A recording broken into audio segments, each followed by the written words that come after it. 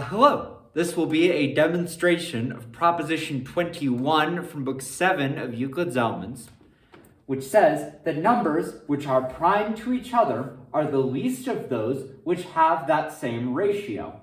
What we're given is two numbers, a and b, and the only thing we know is that these two numbers are prime to each other. They are co-prime. What we're going to prove is that the ratio of a to b is in least terms. It is in simplest form. A and b are the least numbers which have that same ratio of a to b. For if this is not the case, then there are some numbers which are less than a and b which have that same ratio. And so we're going to just, if this is true, then there are some numbers c and d such that c has to d the same ratio in least terms that a has to b. Now, because c and d are the least of those which have the same ratio as a and b, then follows from our previous proposition 720 that the number c measures the number a the same number of times that the number d measures the number b. Next, we're going to create this number e, and we're also going to have the unit f beside it. And this number e will be such that the units in it are the same. The unit measures the number e at the same number of times that c measures a, and likewise that d measures b.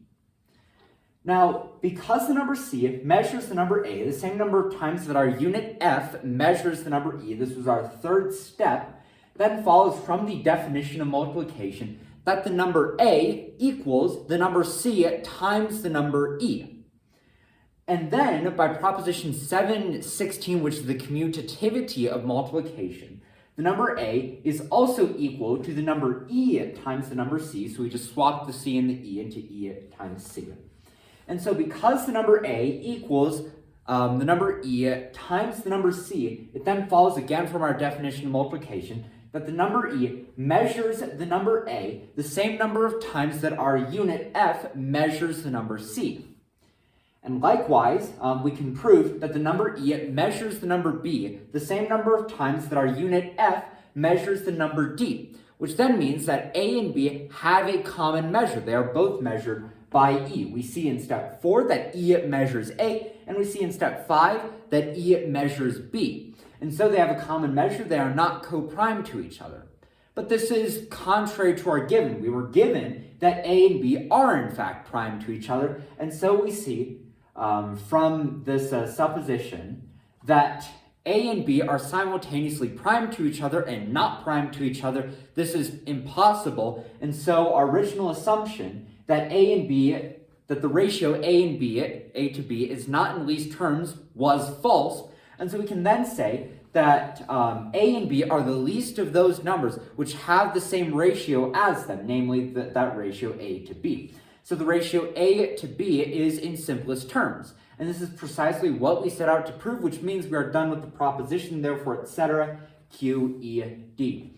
This is one of the more important propositions, not only in Book 7, but in all of Euclid's number theory, that if any two co-prime numbers, if you put them in a ratio, they will be the least of those which have that same ratio. An example of this would be that 5 is co-prime to 7. Which means that this ratio of 5 to 7 is in least terms. 5 and 7 are the least of those numbers which have the same ratio of 5 to 7. Any other ratio that is going to be equal to 5 to 7 will have to be made of greater numbers, as for example 10 to 14 or 15 to 28.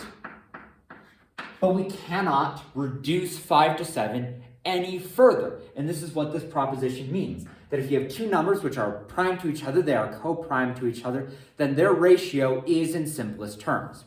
That's all I've got to say about this proposition, so I'll end the video here and move on to 722.